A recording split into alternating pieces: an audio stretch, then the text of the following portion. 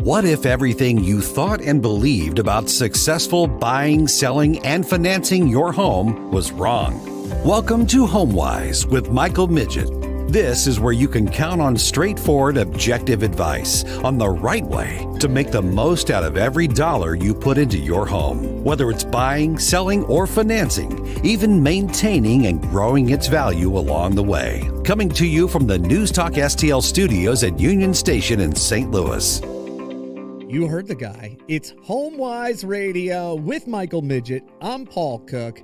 For the first 14 shows that we've had, of course, you can always go back and listen, and we'll show you why just with the great content today, homewiseradio.com. But I realize he's our guru. He doesn't say he's our guru, but you're our guru. Wait a minute. That's on the list. That's on the no word? That's on the no talk list. That's that word. There is a lot of gurus out there, right? I wouldn't have said this after the first one. It's a little pet peeve of mine. Is it really? Yeah, well, you didn't know that. That's funny. Yeah. Okay, I got the Ghostbusters sign. I got guru and then the Ghostbusters sign, Mike. How are you doing? I'm good, Paul. How are you? Excellent. So great to be here, and I've been looking what we have planned for the show, and get ready. Get ready. That's another good one. Yes. Yeah. How about this? We're going to save your life. Is that on there? No, I'm just kidding. That might be overselling it a little bit. We'll save your financial life, your home financial life. And that's a really cool thing. And that's what I love about this show. We're learning new systems. We're learning tried and tested strategies and philosophies. And a big one we're going to cover today, which, might weigh on you a little bit. I know it does me, especially at the very beginning. How much can I afford in my home buying? It's the big pink elephant question in the corner of the room for most buyers, especially first-timers that have not owned before, so they haven't had a mortgage before. So to them, a mortgage is this thing they've just kind of heard about, right? Mm-hmm. The M word. And, they don't have a great favorable opinion of it to begin with, and so it can be a monster or seem like a monster. It's really not that bad, especially once you get used to it. But the question comes up, which is, how much can I afford? How much should my mortgage payment be? What and they're looking for a number. Mm-hmm. And unfortunately, there is no perfect number. It's going to be something that's individual to each person, because it's kind of like saying how much can my car payment be? Mm-hmm. But one of the things that I want to point out, I think it's most important when it comes to this, in light of the fact that this is a big question that people have when they come to me, is the difference between qualifying payment, qualifying for a payment, or payment qualification, mm-hmm. and affordability, or what can you afford. Right? Okay, and qualifying is really early in the process, right? Well, right. That's that. Right. Qualifying is what the underwriter is going to tell you can afford, mm-hmm. right? Mm-hmm. So if you can get qualified for a $1,500 a month payment, let's say, right, that may or may not be comfortable for you to make, mm-hmm. compared to whatever it is else you have going on in life, how much you make, what other bills you have going out, circumstances of your life. That may or may not be comfortable for one person, whereas for somebody else, it's readily makeable. And then another person, there's no way I could make that payment, mm-hmm. right? Even though an underwriter would say, per the underwriting guidelines, I'm able to qualify you for, each person can qualify for that same payment, mm-hmm. right? Mm-hmm. So that's interesting. It is. And I live it. So I deal with it. And since I'm on the front line, talking face to face with people, it's something that I really have to manage because I want people to be successful. Yeah. Right. There's some psychology in there. There is. How they are not, tell me this difference between comfort and affordability. Again, that's going to be a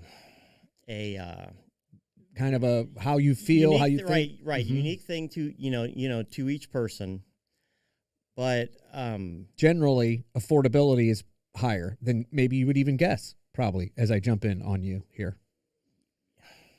Usually, people can qualify for more than they're going to find comfortable. Mm-hmm. All right. Mm-hmm. So one of the things I like to say is when they ask me that question is I establish the difference between affordability and qualification.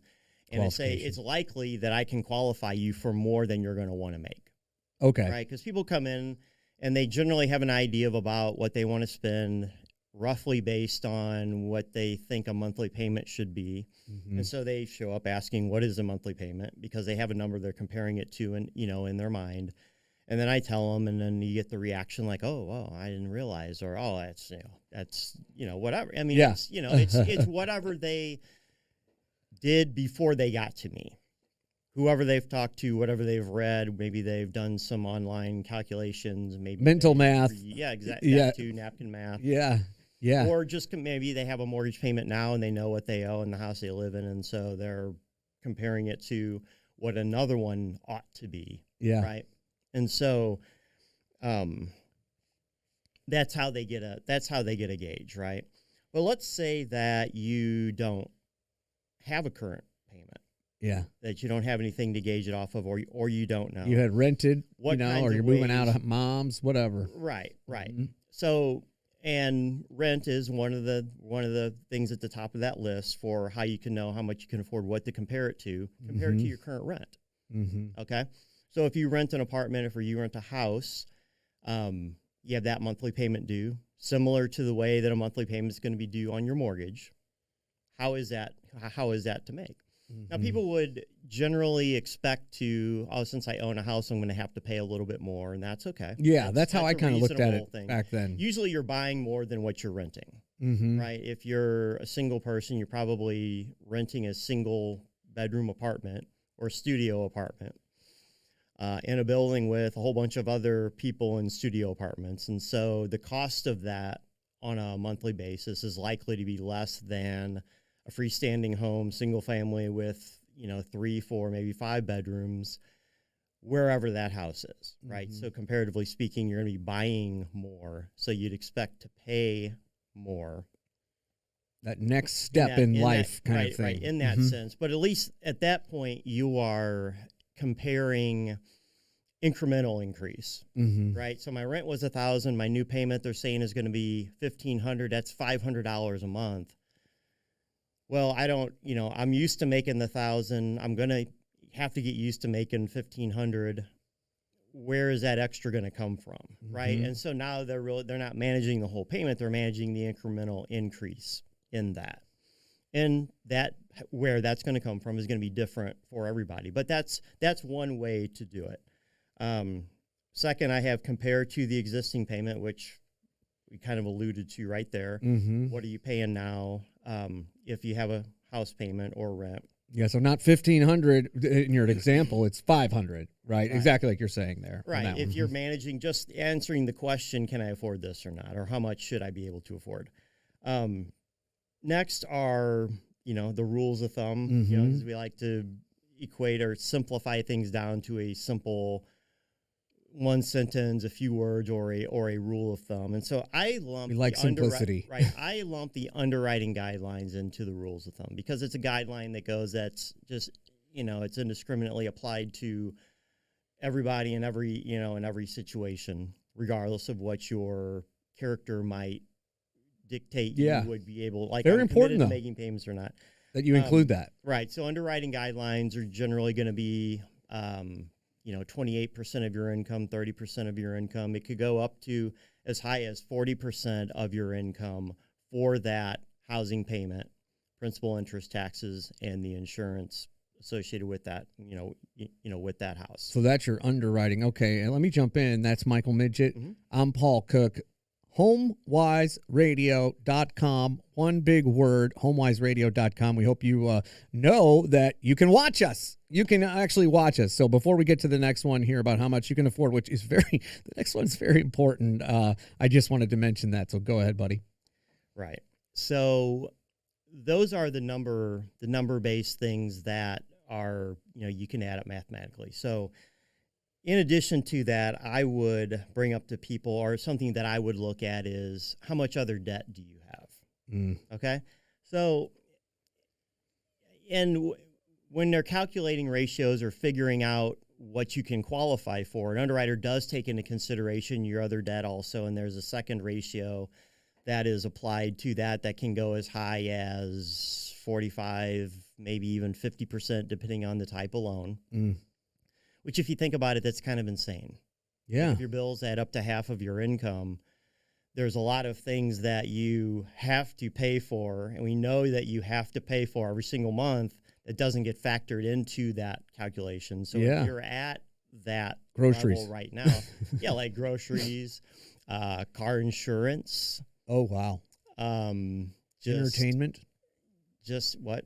Entertainment. Right. No, I heard the ment on the end. Payments, right? Anything that's in a credit report or technically any payment that you have that's required to be made would be factored into the calculated ratio. But when we're just talking about, we're not talking about qualification here. We're talking about what makes sense in an affordability standpoint. If you're going into this with a level head, the smart way to go about it, you're going to want to try and figure this out, right? So just because the underwriter says you can afford it and is comfortable making you the loan doesn't mean that that necessarily is going to be true, because how much other debt do you have? All right. Okay. Second, good one. So now kind of down that same line. This is interesting. I was chatting with with our guest that we're about to have on here in a few minutes about this very thing, which is how committed are you to making payments? Right now, that's a behavioral trait. Yeah. Okay. That tends to not be as attached to the mathematical amount of income that you have as much as you think it might be. Interesting. Okay. So how committed are you? Some people are just programmed to pay their bills. Yeah. And whatever it takes is whatever it takes. And it, for whatever, however that happens. And then there's other people that have never seen a bill they paid on time, irregardless of how much money they had. Well, let me ask you, is that a different question, or is that the same question but a different answer at the beginning of this process versus watching their behavior? Hey, how committed are you? I mean, let's talk about, and you can look at the past a little bit, but they say, oh, yeah, I am, Mike. Right. Nobody, including me, that's not a question that I ask. It isn't. Okay. No, I understand why. Because it's not an answer to anything that somebody is going to show up and ask. Yeah. If somebody says, "Hey, Mike, how much do you think I can afford?" Yeah. Like, well, how committed are you to making this? I mean, it's almost an assumption you are if you're doing it. It might work its way into the conversation in some way, but it's not gonna be as blatant as the way that I'm putting it out there for the benefit of our conversation here today. Which is cool, though, because as the borrower, listening to the show, that's where you're kind of getting the inside baseball a little bit, like the good part. Right. Like, I need to think about that, Paul. Paul needs to. Right. So here's the rub with all that is the question may not be getting asked, but it is getting evaluated. And how does it get evaluated? I look at the credit report. Credit report is in addition to who do you owe, what do you owe, how much, what are the payments, and all that kind of stuff, they're looking at payment history, right? Okay. Have you paid your past bills on time? Yeah. Right? Your debts, things like that. Mm-hmm. What they're gleaning from that partly is how committed are you to making those payments? Mm-hmm. If you have a long, illustrious credit history of 10, 20, 30, maybe even 40 years long, and you've had several accounts open and actively being used, open and closed, things that make sense. Because it's all the information associated with current and prior accounts is contained in the credit report. All of those payments being made on time and the histories are all listed in there. Mm-hmm. It's a pretty, we can take that and draw the conclusion that this person is serious about paying their bills. Yeah, that makes sense. We know that, rough things happen to everybody at some point in some way. Mm-hmm. Okay. And this is probably one of the least understood things about credit and this underwriting process that I learned very early on, which is the difference between income ratios and FICO scores. Okay. And the fact that credit is the willingness to make payments. Okay. But income is the ability to make payments. You need both of those. Willingness, ability. Right. You need both in order to have a positive underwriting decision. What if, as a listener here, News Talk STL, you've had moments where you looked at your credit score and you went out drinking because of it? I'm just kidding. But I know like you said, we've all had that, at least that worry, on our minds, and it's definitely a factor. It shows willingness. Very interesting. It is. And so that can be a big one, but it's not a question of the gas. It just gets evaluated based on what's in the credit report. And so going a little bit beyond that, a couple others are just things like job stability. Okay, so you make good money today, you make enough money today to qualify, but what do your job prospects look like moving into the future? Because when you're getting evaluated, and you should be doing the same evaluation internally yourself, is I'm fine now, but what does it look like next year, the year after that, the year after that? Like, what kind of industry do I work in? What kind of job do I have? Am I, what type of, it's job stability is what it is. So how stable is that job going to be, that income and that? That is... how employable are you? Yeah. That's a kind of a sister question to that. Yeah, they are connected. Well, this conversation continues, and we're bringing in our highly esteemed guest, which that's a big tease because he's a leader, and he's also a repeat guest we've had here on HomeWise with Michael Miget. HomeWiseRadio.com. We will be right back. Got it.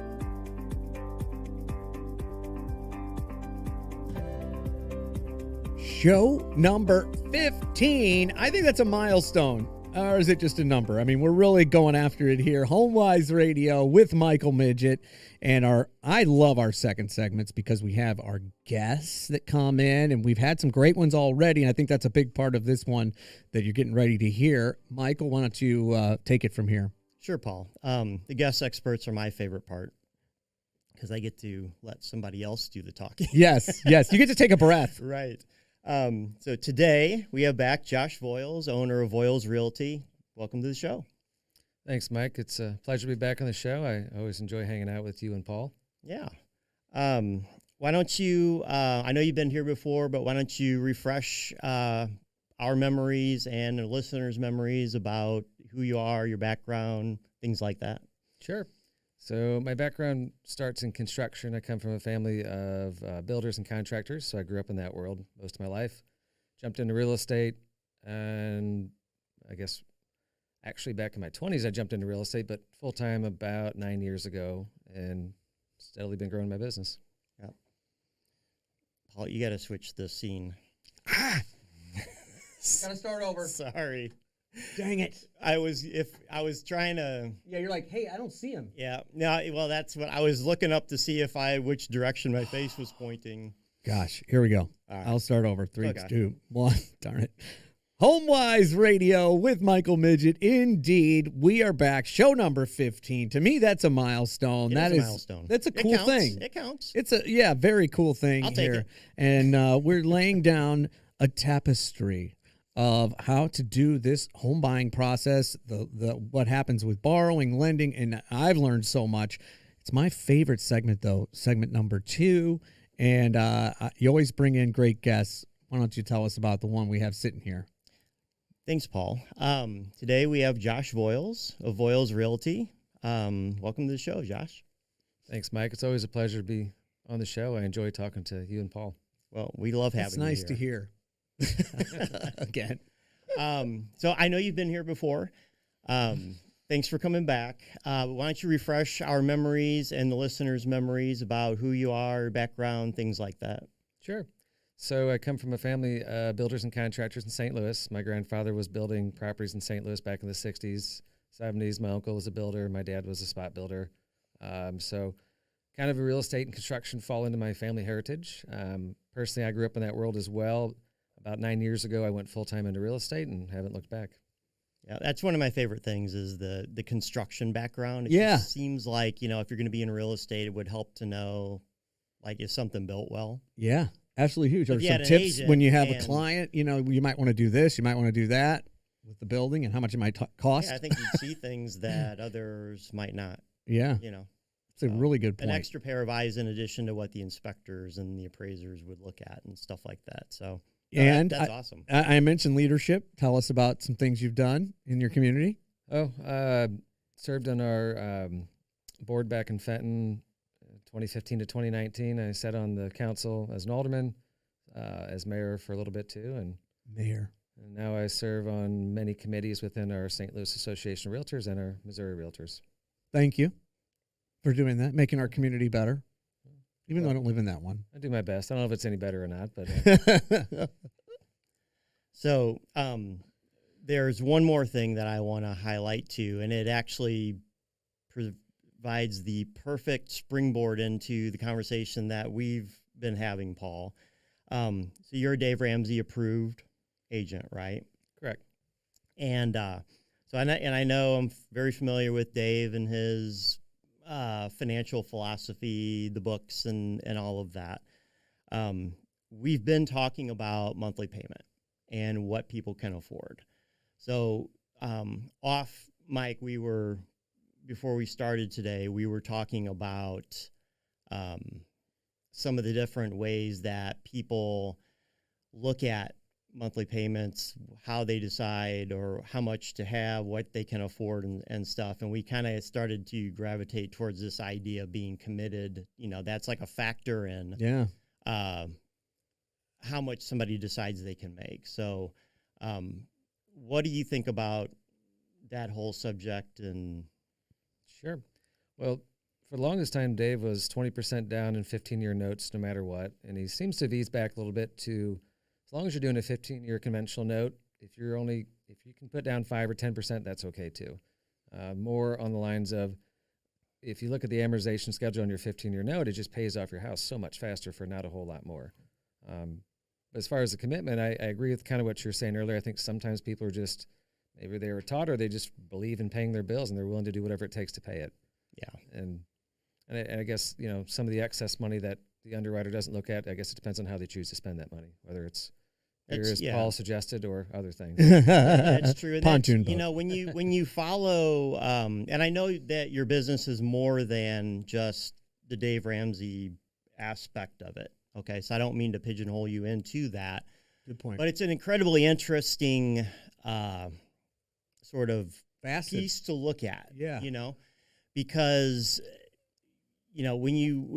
I've talked to enough Dave Ramsey people, for better or worse. Some things we agree on, some things we don't. But the thing that I can say, and it's a very positive thing, is they're very in tune with the idea of budgeting and what affordability. Yeah, if you listen to and him, things, it does and seem things that, like yeah, that's the case. So What does it mean, by the way? Sorry, what does it mean to be a Dave Ramsey approved realtor? So I've been doing it about 4 years now. And actually, I think I applied to join his team, in a sense. His team, once you get on his team, it took me several years to get approved. So he only allows you to come in if you're selling, I want to say he says in the top 10% of the market at the minimum. Okay. Then you have to do monthly masterminds. We kind of pay to be part of the group. And then his fans typically are raving fans, so they like to work with Dave and people that he recommends. So he sends leads out to us, and we work with those people. Cool. So, and you're constantly learning, man, which is a huge part of this. And it's interesting to see how he altered to 15 or, the things you were saying about the down payment. I'm glad to hear how that works. It does seem like a great asset to your business. It is, and we work with all different types of people. Sometimes people come in a little less money, and we work with them all the same. It's interesting seeing the different dynamics, and sometimes if people can go that route, I think it's a great route too. So is there a difference between, I'm going to put you on the spot here, okay? So is there a difference between I don't want to say a lead because that sounds so cold, but I mean a person that comes to you through that channel, the Dave Ramsey channel, and you know that they've read the books, they've been through courses, they're that philosophy. Yeah, they are a liver and breather of that philosophy. So you kind of know what they're already thinking as compared to someone else that hasn't come to you through that channel. Like, do you see differences between, maybe attitudes or just any, just whatever? I would say more if people are not familiar with it, they don't know. But the people who come through his channels tend to do more research. They tend to know more about what they're walking into, even their first-time home buyers. They tend to come more prepared. A lot of them are already got 15, 20% saved up for their first home, which is impressive because that's a small minority of people that actually can do that. Right. Now, the people who don't know, I do talk to them about it, and I ask them if they thought about it and where they're at and what that looks like for them. But sometimes it doesn't fit every person's checklist. Yeah, I'm curious because I'm part of what I do is I study people, and the better we do at learning about people, the better we are able to help people. Yeah, which is what you do. Because it comes back to that central idea that I keep banging the drum on, which is questions, right? We need information. Yeah. And people don't know what questions to ask because there's, so they come in, generally they start with asking the wrong questions, and that's okay. Yeah. Because they don't know any better. We're learning. Right. Just like right now. And so Ramsey come in knowing something about it. Now, they're still going to have questions, and that's, Josh's job, my job to act on, to act on that. Mm-hmm.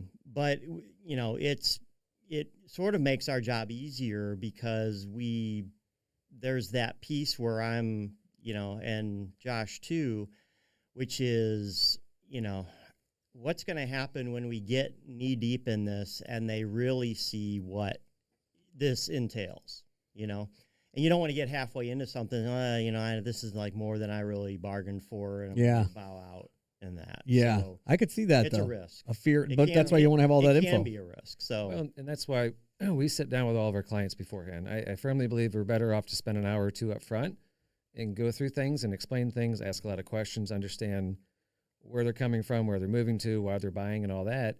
And we can hash that out up front versus finding out when we're out in the field, and that's when the problems happen. And I've even sat down with seasoned buyer and sellers who thought they knew, and we went through the process. They never actually been through it, and they were actually, I've yet to find someone who was not thankful for me sitting down to explain the whole process with them. See, Paul, does this sound familiar? Wow. Yes. Does any of this sound? Absolutely. It's that, it's just described a strategy. It is advantageous to spend a little more time at the front learning and talking at the same time, contrary to our world right now. TikTok, give me it in 8 seconds. Oh, yeah, go to handle that, my lender. Go find us the home we like. And that is contrary. It's amazing if you just spend a little time learning. I found that in so many things, Josh, so many things. Just give an investment. This is going to be your casa. This is going to be your biggest, as Michael's always talking about, the biggest part of your wealth. The nest. Yeah, the nest. So spend a little bit of time. And I think we cut into that a little in a good way, shortcut it a little with this show. Yeah. You do. I mean, that's the point. That's the point of this. I'm a genius. To bring all of that to light. Can we call me a guru? You are. You can be the guru. I'm Paul Cook. Michael Miget is the creator of HomeWise Radio. You are the radio guru. That's it. All that I'm not embarrassed. I will take that. And then our guest is Josh Voiles of Voiles Realty. Very, very interesting. Yeah, Mike, it's just cool to see that you guys have very similar beliefs on that. Yeah. On the front questions. Like minds gravitate together. Yeah. And so something you were talking earlier about what it was like to be in the Ramsey thing, and, not to belabor the point of being in that, but there was a little nugget, right? Because we like nuggets around here. Yes, we do. Show 14, the last one, HomeWiseRadio.com. That I picked out, where you talked about masterminding with other agents and people in the process through that affiliation. And so No, I'm a firm believer in constantly looking to improve. I think it's kind of like our brains. It's a muscle. We need to constantly be working it. We need to be studying things. Right. I think I heard this once. If you're not growing, you're dying. And I take that to almost a literal sense as far as health. Probably better nowadays than I was when I was younger. I was drinking a little more beer back then. But I've always been a student of trying to learn to be better at what I don't know and look at things. And if something's not working right, I always just like to dissect it and find out what I can do differently. And so I believe in. I have a coach for my real estate business. I have a fitness coach. I have kind of an old business mentors, which is my uncle. So I do like to surround myself around people that are better than I am. Right. Because you can't be an expert at everything. Yeah. Man, and get the good people. Sometimes there are certain things that you shouldn't be an expert in. Yeah. Right. And so, like Tiger King, say, I'm not going to do the physical stuff today. I'm not going to work. I'm going to watch the Tiger King series. You probably aren't better for that. No, I don't think I watched that one. I don't think I watched that one, Paul. What are you talking about? The questions are good. I've learned this as I get a little bit older, and sometimes I feel like I grew up at the age of 40. But me too. Or questions 50. are important. Like when you learn how to ask better questions, you really can kind of understand things much better. And sometimes you don't know, like you said, the right questions to ask. Yeah. I think even in our industry, it takes a while to get used to this and learn how to ask better questions and kind of get to the root of what we're looking to find. Yeah. And it makes a better experience for the client. Right? Because as you're questioning them, if you're doing it right, they are learning. As they're teaching you what they need, they're learning what they need and how it all works. And to have somebody that's attentive asking those questions, and you do it in a consultative, I always get that word wrong, consultative fashion. Right? Yeah. Kind of a partnership. Exactly. Almost as you're going. Exactly. Right? Exactly. I've gotten that from you guys, both of you. That's what you really want. You talked a lot about, you get paid the same. You could just keep cranking them out, but it's about that relationship that's so important to you, at Shelter Mortgage. Yeah. And it's a huge element of this. All of this is taking the time, making it a relationship partnership. Yeah. And that time is time well spent. It's an investment. Parties. It's an investment in the process. Yeah. So if you invest a little time up front, you invest some time to, get your best chance to get it as right as you can get it. It'll pay dividends for years and years and years. Man, well put. Well put. Okay, so we're going to be right back with more. We're having Josh stick around, right? Yep. Yes, indeed. All right, we'll be right back. It's HomeWise Radio with Michael Miget, HomeWiseRadio.com. And it's very interesting if you watch this show. I think you might get a lot more out of that, too. Speaking of spent time, check us out on all of those sources as well. But HomeWiseRadio.com. We'll be right back.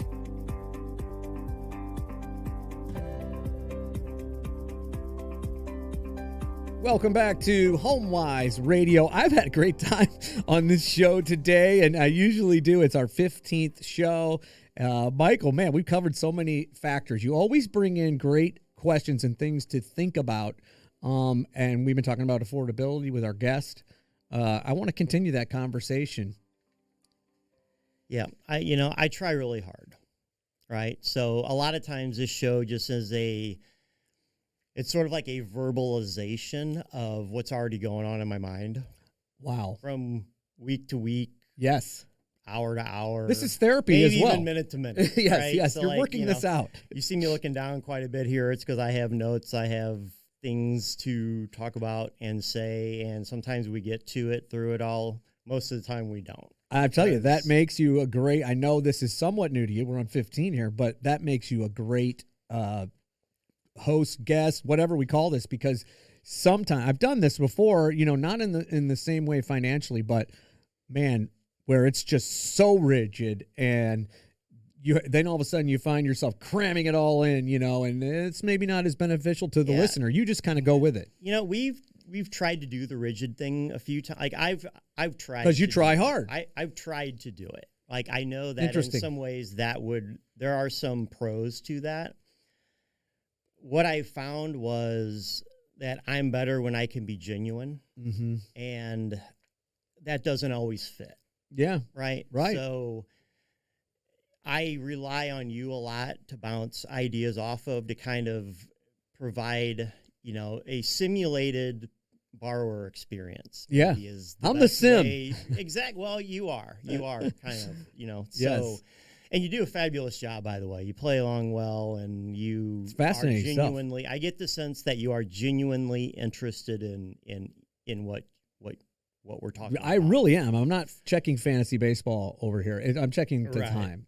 right. Because you're trying to, you're trying to keep us in the guardrails here, and here I am trying to steer the car. It's awesome. Over the cliff.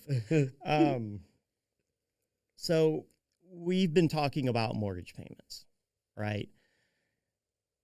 Today we were talking about how do I know how much I can afford in that, and that is a very, sort of personalized or personal answer to each person, what you can afford, what you're comfortable with. That's going to vary from person to person to person. Mm-hmm.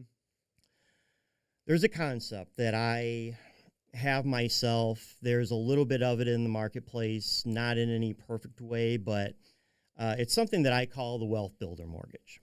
All right. And, the central tenet of this show is you're building wealth with your home. The home is the epicenter of your financial picture. When you get to retirement, it's likely that the vast majority of your wealth is going to be tied up in your personal residence for the average person, even more than your 401k, more than your savings, more than anything else. And I think that as we move towards retirement, that the family home is going to play a larger and larger role.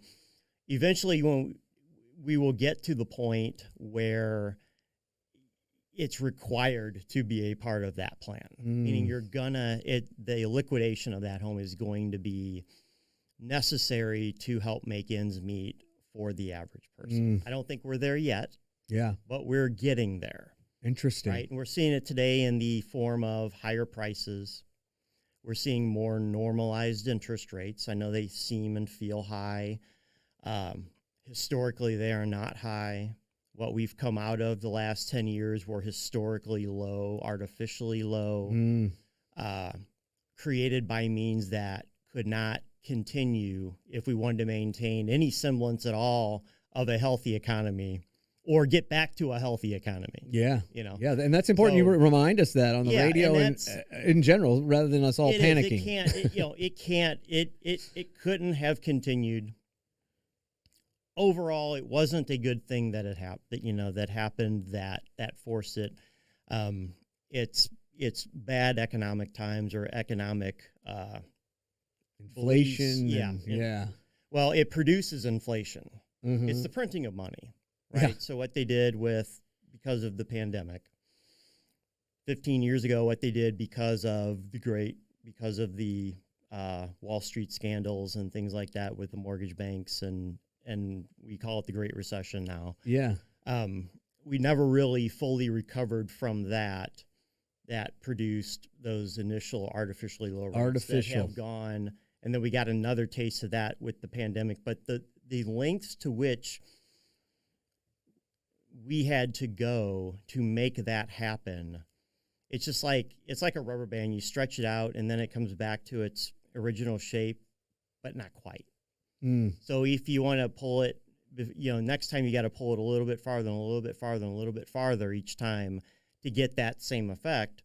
Well, we're to the point now where if we were going to try to produce that same effect again, those low rates, we would have to go even beyond what we did 2 years ago to get the same effect. And we don't know if the system is going to survive what we had to do 2 years ago because we're not out of it yet. Yeah. Right? We're in the effects of this right today. It's, we call it inflation. We're not out of the woods. We're not out of the woods yet. Yeah. Right. So, it's still up in the air. Yeah. Now it's getting better. It looks like it's getting better. Okay. But it's not over. Okay. So, how does this translate into, if I want to buy a house, what can I do? Things like that. So I had this idea of a wealth builder mortgage. Okay. And it fits in perfectly with the concept of monthly payments. It fits in perfectly with the concept of talking about Dave Ramsey. We have Josh here today still. JoshVoyles.com. He's raring to go over here. Because it's what Dave believes, too. Yeah. Okay. Very successful and a great basically, strategy. Instead of it's shortening the term of the loan. Okay. Right? So typically, buyers will come in and use a 30-year mortgage term because it produces the lowest payment. Mm-hmm. So they have that it's easier to hit that affordability number, and they can buy a bigger house, or they can buy the house that they think they want or need, or whatever it is. And so they're saving up money to get enough of a down payment to put down so that that payment is is affordable or whatever. Instead of a 30-year, the wealth builder mortgage would use a shorter term. Mm-hmm. Or in this case, I'm going to propose a 20-year term. Okay, so that's less. It's a shorter term. Shorter term. It's not less interest. It's getting that loan payment down sooner. Well, it's going to result in a higher payment. Yeah. Okay, because the term is shorter. For the same size loan, it's going to result in a higher payment. Okay. Okay, but maybe, can I steal your thunder? You can. We need a sounder. Maybe not as much as you think. Maybe that payment is not as much as you think. I know you were talking about amortization. Is that the right word, Josh? Amortization. Yeah, sorry. Yeah, we Mike talked probably about knows a little that. better than I do. Yeah, we talked about that. Remember the amortization schedule? Oh, yes. Trick last week? Yeah. Yeah, exactly. But so this explain fits in why with I'm that. even stealing your thunder. Like, why would it not be as much as you think? I mean, these are questions we need to know, solutions that you bring that are a little bit surprising. Right. I would think it'd be like double your payment. Right. It's not like anywhere even close to it. Awesome. Okay.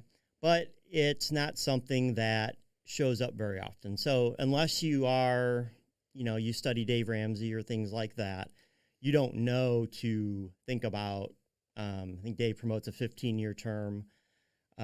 It can work with that, although the payment differential is even a little more greater. Mm-hmm. But you can still get a similar effect with a 20-year term, and not as much down. Not in the area of not as much down for your 30, but maybe not as much as you would think for that 20. Whereas I think we chatted about it that Dave had been a proponent originally of 20%. Yes. And now it's less. And you too, with your experience. Yeah, he still says 15-year notes. And honestly, Mike, I think a lot of lenders don't even tell people there's an option besides 30-year. 30 is comfortable. I do have some clients that'll get a 30-year and they'll pay it like it's a 15. Yep. But Which you can most do people that. just don't know that. Yeah, you can do that. The math works out just fine on that. You hit on a huge point there is nobody shows up off, nobody offers it, right? Because generally the way this process works in my world, generally the way the process works in Josh's world is when a buyer or borrower shows up, they ask for X, How much? like whatever it is. How Like, much? hey, I want to look at this house. How I want to much? buy that Yeah. house. How much is this going to be? What's that? How's this? What's your rate? What's this? What's a pay? Nobody says, hey, you know what? This is the goal picture that I have in mind. You're the expert. You know how all this works. Here are the resources I have to work with. Find the best way to get me from where I'm at to where I want to be with what I have. I like that. You know? They don't say that, though. Right? No. Nobody ever in the history of the world I just has recorded shown this. up in my office, probably anybody else's office, asking that question. Yet, in a perfect world, that is what they would ask. Now, Maybe more will after in listening all to this. fairness, too, well, there's an issue with that. Is in order to do that, for that to work, you need to end up in the right office. You need to ask the right person. Good point. Okay? Interesting. So what Josh said was, thinks that it doesn't get done because nobody offers it, because nobody showed up to offer it, right? Didn't ask Like, the right questions, like you do said earlier. this. They didn't ask questions. They Your just, brother-in-law that is a lender or a realtor doesn't even think to ask that sometimes. Well, on your 30-year note, you get approved for a higher amount, so you can spend more money. Right. If your payment goes up, it changes your debt-to-income ratio, so you can afford a little less house, but it's a smart decision. And considering most people don't live in their homes for 30 years. You've mentioned that. Right. I don't know what it is now. I think it's up. It used to be Right. 7 to 10. Now it might be Right. 12 to 15 or something. But I mean, don't get me wrong. There is an argument to be made for the longer term mortgage with the lower payment and all of that. Okay. There is an argument for that. But again, we're back to strategy. Yeah. Where it's not just get it and go. Yeah. This isn't a drive-through. One it's not size fast fits food. all. It's not one size fits. I mean, it can be because they make them in different sizes. You can just grab one and go, and it'll probably work okay. It might work okay. It'll work okay enough to where you don't even recognize that there was a problem or an issue, because remember, nobody shows up, knock, knock, knock. Hey, guess what? Remember that thing you did 15 or 20 years ago, and you did it this way? And if you would have done it a different way, so you should have had $1 million in equity saved up, but you only had $600,000 saved up. Yeah. Now people get there and say, They don't do I got that. 600. That's a lot of money. Yeah, I got through They this. don't realize that it could have been more, because nobody shows us, hey, it could have been more.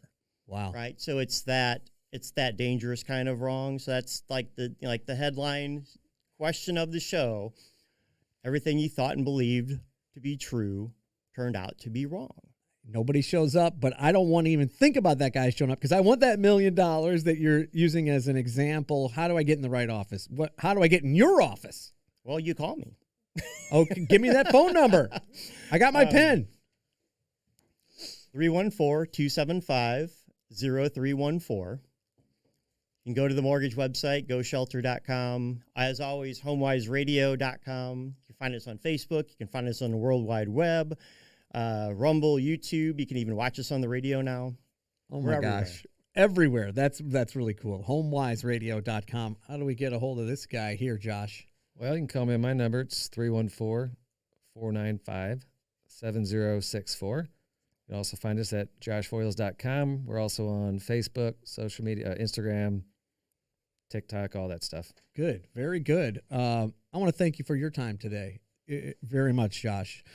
Appreciate it. Thanks for having me. Actually, I really enjoy talking to you guys. So it's good times, and I'm still thinking about Wet Willies and good times I had back in the day. So the former Fenton mayor right here. Yes, absolutely. I know. I was just thinking about that as well. And I want to thank you for listening today. Thank you for your time. We know it's precious, and that's why this is high octane of information that Michael's bringing. And we'll see you next week. Check us out, HomeWiseRadio.com. I'm Paul Cook with Michael Miget. Loan and loan information provided by Michael Miget, NMLS number 205402, and Shelter Mortgage, Inc., 691 Trade Center Boulevard, Chesterfield, Missouri, 63005, NMLS number 192609, a Missouri residential